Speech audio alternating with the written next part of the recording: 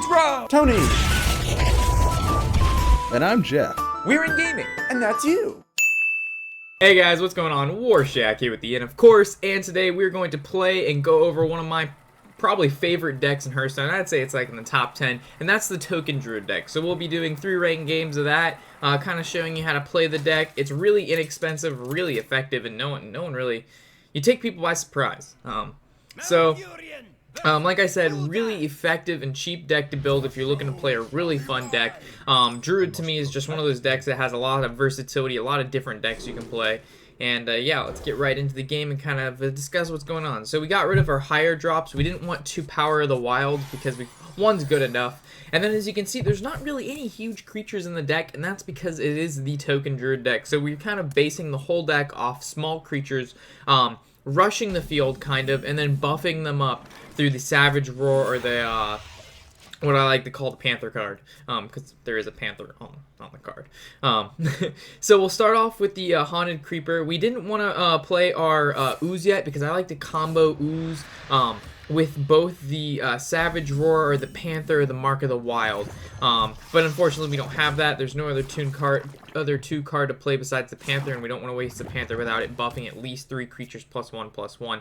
Plus, if you give the Ooze +1/+1, it doesn't really matter when you give it to it. When it makes the other one, it'll still have the +1. There's not really any huge effect. So using the Panther on the Ooze, you can use it before or after it splits. So it looks like I'm going against a hand lock, which means when we get them down to about that, I would say 12 to 14 HP mark, we got to watch out for the double Molten Giant taunts. But besides that, we're on a pretty good pace. So right here, we can either keeper it and silence it, which I'm probably going to do. And then we'll be able to kill it off with... we can innervate, buff... No. Let's kill it off with a spider, then buff everybody, so all the creatures on the field get +1/+1, and then we'll swing for 7 damage and end our turn. So right now, we are pushing what could be lethal next turn. We've got 3, 3, 6, 8, 10, 14 damage, 15 damage with passive. So we're pushing lethal on turn 5 with a Druid deck. That really puts this Warlock in a bit of a struggle. If he has Hellfire, that's horrible for me, but it still doesn't even clear my field. So it looks like he's going to heal for 8. So he's going to have, if we burst through everything, we can get him down to 8 exactly. I think our best bet, because of Shadow Flame, is to maybe kill off this heal bot, and the best way to do that is probably... Well, we know we gotta play Teacher without a doubt. And then we will kill off the heal bot and then swing with everything else. I guess we kind of could have played around Hellfire a little bit if we would have swung maybe our 2/2s into it and then kept our Harvest Golem up some health. So if he Hellfires, it doesn't kill that as well. But I think if he Hellfired, he would have used it by now. And even if he has Shadow Flame, it's not like he can play a creature right away. I guess he could play the Molten Giant and Shadow Flame. He could do that. Alright, so he's Mountain Giant, and it doesn't look like he has a taunt to go with it. Yeah, I think he was supposed to taunt it up, and then, yeah. Okay, well that was a quick game. So, unfortunately, he didn't really have anything crazy to stop me with, but even if he did, we would have still kept cards on the field through their death rattles, which is the whole point of kind of the... Even though if they die, they get brought back, and then you just buff those again. And then if you have Savage Roar and the Panther card in your hand, it's just insane damage. And then this also, you saw how we were kind of running low on cards, like it's as if it was running out of steam. If we get the Cult Master with it, which some games we do, you can kind of kill off, oh, speaking of Cult Master, there he is. You can kind of kill off particular cards and draw a ton.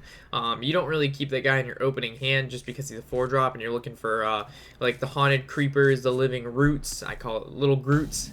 If you got the Living Roots, you can make Little Groots. It's kind of creepy. So it looks like we're going against, I'm not really sure, oh, he won that joust. So now he gets a free, pretty much zombie chow without the give me +5. And a 2/3 on turn 1 is quite a bit to deal with. It's either play a Haunted Creeper or an Egg. I think the Haunted Creeper is a little bit better right now just because it kind of puts some damage on the board. With the Egg, maybe if I had Mark of the Wild in my hand too, the Egg would have been a better bet. But for now, I mean, the Haunted Creeper kind of splits off, and if I draw a Panther or a Savage Roar, we can kind of clear off his field. Alright, so it looks like Harvest Golem is the choice. We'll kill off his Silverhand Recruit just because we saw that Quartermaster, and then we'll swing for 1. Unfortunately, the start of the game, normally Paladins really don't start off that great unless they're running the Secret Paladin. They draw a really nice hand. Even sometimes they don't draw the Secret Keeper, and they're stuck with quite a few secrets in their hand, and then they just have to passive. But it looks like this guy, I mean, passive on turn 2 isn't terrible. But the turn 1, 2, 3, no Zombie Chow, and then he's got the coin into the 4-drop, which means that he has another 4-drop next turn. He's played on curve almost. He's done. He has a nice curve. So this game's gonna be a little bit difficult to. All right, he killed the 1-drop, so good for him. I think from here, our best bet is to probably play Haunted Creeper passive just to kill that 2/1. We really don't want to waste a card to kill it. Wasting 2 mana to not play the egg though isn't as huge as if that was another creature, just because we have no way to buff the egg right now. I would say we had some sort of buffs. Playing the egg might have been a little bit more important, but for now, the passive really wasn't a bad move there. We'll kind of go over the deck at the end and why I have each card in here, just because of it makes it easier. So some people say it's a little bit confusing, me switching back and forth between the game and then talking about the deck and then going back to the game and talking about the deck. So we'll just save this deck list to the end of the video. So if you want to watch that, that's fine. Just carry on past our 3 wins, and if not, no worries. You kind of just got here, see how to play the deck, and then you're out. You don't really care about the cards themselves. You kind of see those off on the side, and you can do it on your own. Okay. So a muster for battle, turn 5. So it looks like he might have the Quartermaster for turn 6. So I'm probably going to be using that swipe without a doubt. It looks like he's going to pop that Harvest Golem. So it looks like he's, instead of trying to rush me down, he's trying to do like the field control method. But that's fine. So I think swipe is our best friend here. Yep, that's just fantastic. We'll throw down the Ooze. We'll swing for 3 and end our turn. We could have passive, but I think bringing the Ooze out it's better. Even though we don't buff it right away, like I said, it's really good with Mark of the Wild. If you get, it's just one of those things. This deck relies on you having a good amount of creatures on the field. So when you do either draw into a Cult Master or draw into a Savage Roar or the Panther card, it buffs everybody. So we're going to, without a doubt, silence this 4/5 and then swing directly with everything. We really don't need to deal with this field at this point, because if we draw a Savage Roar, we win. Having 5 cards on the field is awesome. Along with, we also have Force of Nature in our hand, which is, I think, the most expensive card in the deck. Yeah, Dark Whispers and then the Force of Nature is pretty much the only epics in the deck. Yeah, everything else is a common or rare. And I guess that you could say there's epics from the adventure modes, but I don't really call those epics. Alright, so we really don't have that huge field that we had anymore. Alright, so there's Power of Wild, which would have been great last turn. We could... Is that game? I guess we could... Force of Nature, Power of Wild. So that'd be 6, 9, 11, 13... 14, exactly. Okay. Look at that. That's pretty awesome. Exact lethal. I bet he didn't see the Force of Nature Panther combo coming. Damn, where'd you find that? Okay, so that's 2 games in a row here. Sorry guys, if you also saw the rank I'm at right now, it's just because I'm in the midst of senior year of college and building decks, so I really don't have time to, you know, go down to like the rank like 1 through 5s to test my decks. I just test them, and if I'm destroying people, which this deck is destroying people as of now, I kind of play around 20 to 30 games, and when I start winning, like I say, about 80% of the games after like 20 games, then I kind of do the deck guide on the deck, and you can do minor changes, and I'll go over those later. But yeah, sorry for the rank I'm at now, but I'm still getting paired up with people who are legend. I mean, they're doing other deck guides. I see their legend card back all the time, so it's not as bad. But I do understand that sometimes people will be like, oh my god, you're rank 11, that's horrible, why are you making deck guides? Like, actually, I'm not actually rank 11. It's just what I am right now. I got senior year college is wrecking my face. Like, it's just like, oh, you do YouTube? Yeah, no, you don't. No, you don't. So, we're going to swing for 2. Most people, in most Druid decks, you save the Living Roots to do the 2 damage. With the Azure Drake, 1 drop, 3 damage, can't complain. But in this deck, we normally will, if you get Living Roots off the bat and you're going against like a mage or a rogue, or a warrior, you definitely bring out little Grootlings, because it's really hard for them to deal with it right off the bat, because they have to use their passive, and if they're using their passive, they're not playing creatures and whatnot. So no matter what, we have to kill Mana Tide Totem. That's one of the cards, instant killer. It's like a Grim Patron deck playing Warsong Commander. That card needs to die. If there's a Mana Tide on the field, guys, kill it. Don't let it sit on the field. One of those cards, you just gotta, it's like, no arguments. Unless you're going to win, unless otherwise. So if you can attack directly to win, of course, win. But if you can't win, like in this situation, going face, no. Killing Mana Tide, yes. Alright, so we're in a bit of a sticky situation here, considering we really don't have much. Normally by now we at least have 4 cards, I would say 3 to 4 cards on field, and he has 1, but we're equal, and his cards are a little bit more powerful than mine, because he has a 3-2 and a 1-1 that makes another one. So our options are, we could swipe, but I feel like just trading into the Mana Worm right now, and now he has 1 card to our 3 cards, and then one of our cards is the Violent Teacher, which means next turn if he plays anything, we can swipe it, and we can make more creatures, and we might even draw into another spell. If he doesn't play like another creature, or he just passives, we'll be able to play a creature, and actually play 3 creatures next turn because of the ooze. So it all determines what he plays right here is going to be our next turn. So we either kill it, make a 1-1, or we play creatures, depending on also what we draw.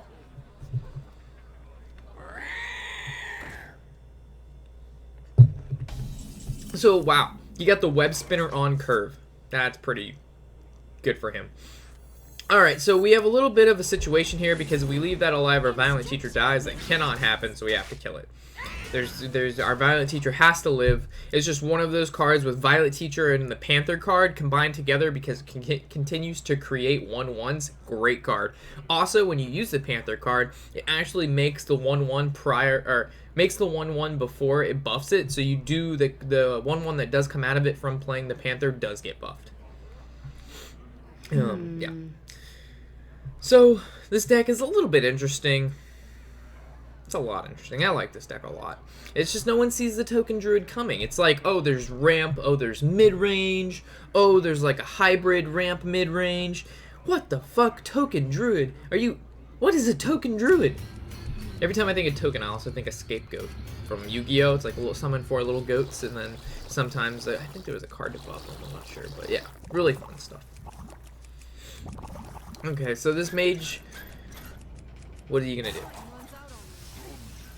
Sledge Belcher and a mage. That's interesting. Not really sure what kind of mage deck he's running, to be honest. Normally I can read it a little bit better, but I can't really read this guy.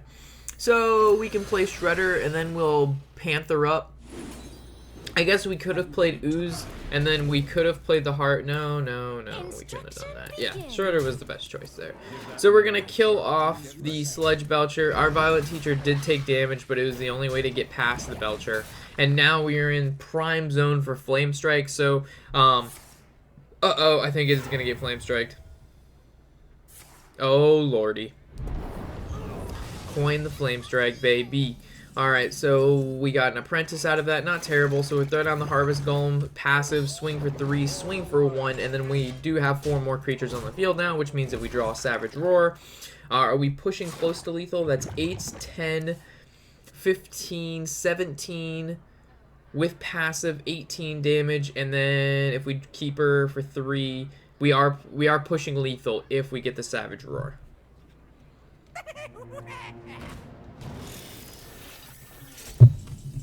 Dr. Boom, we get a Haunted Creeper. This is not so swell, so it looks like we're going to silence one of the boom bots just to make sure our field doesn't get wrecked. We're going to passive swing into that boom bot, and I'm pretty sure everything else is just going to go face. He has a 7/7 and a 1/1, but that's not really a big deal because I have 6 creatures on the field, and 2 of those creatures make 3 more creatures. So as long as we draw a Savage Roar or a Panther, we're okie dokie. We might actually get the Panther Force of Nature combo again. Or a Cult Master would be great too, because we would just trade into Dr. Boom until we draw something decent. Colt, I guess you could maybe run 2 Colts, but just drawing them is bad. Drawing a mid-game when you already have creatures on the field like this, like when he played the Sledge Belcher, great, because I would have just traded my lower creatures, you draw, you play more cards, it's good stuff. Oh no, what are you killing? Alright, that's not that good. I wish he would have killed like one of my 1/2s. Alright, so that hit face, which is really nice.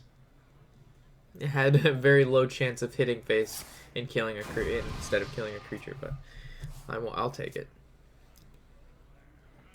Frostbolt, another Flame Strike. No, that'd be a Frostbolt. He's gonna kill the 3/2 with the Frostbolt.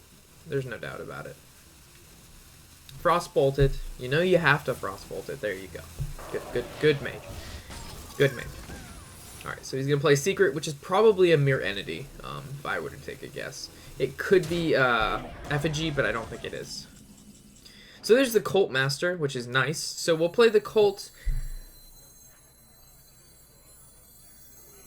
Well, are we pushing lethal? No, we're not. That's 6, 7, 8, 9, 10. So let's kill off the Apprentice, I think, is the best bet here. Because if it's Effigy... No. Let's see. Oh, there's the power. Wow, if we would have drew that, that would have been game earlier. Well, it's an Effigy. Yeah, we need to kill off the Apprentice, probably. Because if it's Effigy, like I've said a million fucking times, we don't want the boom dying first. So let's see what that is. And it's going to make 2 more. Not Effigy. Swipe. Counter spell. No, it is Effigy. And then swipe.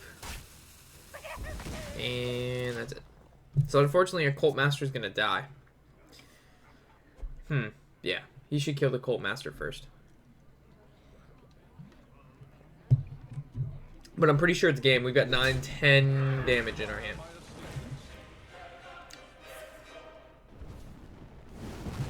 With passive. If he doesn't kill that 1/1, we win. Yep. We win. Nice, guys. Another Force of Nature, Power of Wild combo. So that pretty much wraps up this Token Druid deck. And he gave up before we could attack. But anyway, that wraps up this Token Druid deck. Kind of shows you how to play it. And really cheap, really effective, really fun, guys. Really, really fun. And yeah, let's start going over these cards and kind of talking about what's in the deck and why I have it there. So starting off with the Innervate, this is just one of those Druid cards that it's just, you get ahead and it's really nice. I mean, I know it's not a creature, so let's say you Innervate off and you don't have the Ancient Allure to draw 2 cards, but you do have the Cult Master. So I guess running 1 more Cult Master, if you do run the double Innervate, wouldn't be too bad. I'm not sure what you take out, like maybe a Dark Whispers, because that is pretty late game.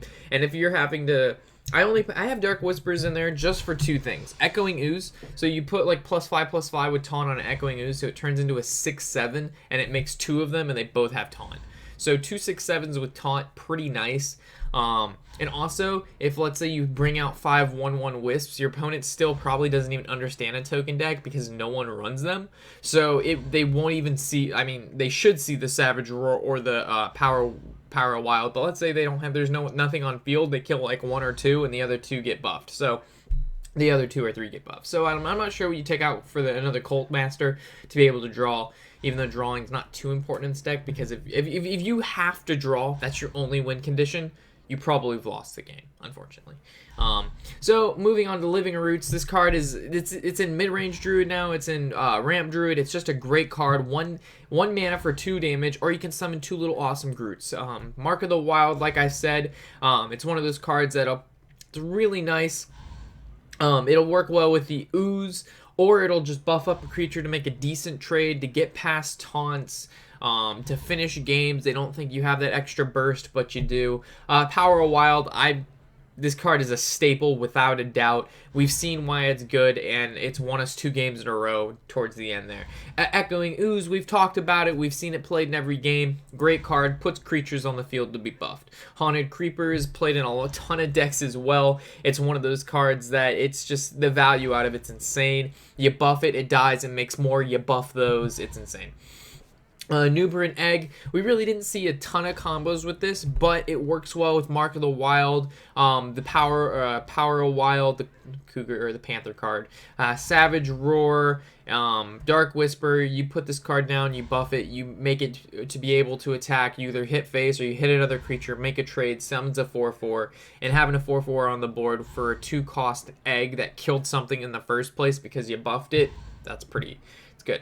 Savage Roar is a complete staple. Harvest Golem, a card that honestly was played a ton at the vanilla of Hearthstone when it was just the original packs, and then it kind of died out towards the end. But this deck, him being a 3-drop, a 2/3 isn't great in stats, but the fact that he brings out another card which can be buffed, so it's like they just have to keep dealing with creatures. That's the point of this deck, is after they kill it, they have to deal with something else now, and you can, at both stages in the creature's life, are you able to buff that card, making it even more annoying to deal with. So by the time they play something huge that can continuously take out cards, the game is pretty much over to you having a huge combo. 2 swipes, complete staple. Cult Master, we kind of talked about this guy, running 1 or 2. Right now I'm running 1. You could run 2. I'm just not really sure what exactly you would replace with the second one. Maybe take out an Innervate, but I like Innervate. That's just me. 2 Keepers, card's just fantastic. 2 Piloted Shredders, this card's amazing. It's actually our #1 card to get, our #1 gold card to get. You can check out that video on the side annotation there, and I go over why. 2 Violet Teachers, just because she makes the 1/1s, the Token Druid, those are tokens. End of story, staple in the deck. Dark Whispers, did I say Whispers the entire time? It's Dark Whispers. I was saying Whispers, my bad. Yeah, I kind of went over that already. And Force of Nature, 2 of these. It's kind of the Force of Nature Savage Roar. They go together. Great card, and it'll win you games, just like we've seen. So that pretty much wraps up this deck. If you have any questions or concerns, or some other replacements in the deck, hey, I think this would work out pretty good. What do you think? I'll be happy to answer those in the comment section below. But for the most part, if you're like, oh, I don't have 2 Force of Nature, what do I replace that with? That's kind of a staple in the deck. You can't, or we'll get the comments of like, hey, we don't have this, that, or this, but we do have this. Why isn't the deck working? The deck's not working because you're missing 2/3 of it. So it's just one of those things that kind of like, I can only help you to a certain extent, but you're going to have to give me some information so I'm able to help you in a fashion that, you know, benefits you. So yeah, thank you guys for watching the video. Hopefully you've enjoyed it. Let me know how you do with this deck and how high ranked you get. I got to 10. We'll probably get much farther than that. I'll probably play this up to like rank 5 or something, and then people will kind of catch on. They'll see it coming. But for the most part, yeah, I appreciate you guys watching. Of course, I'm Warshack, and happy whatever the hell day it is.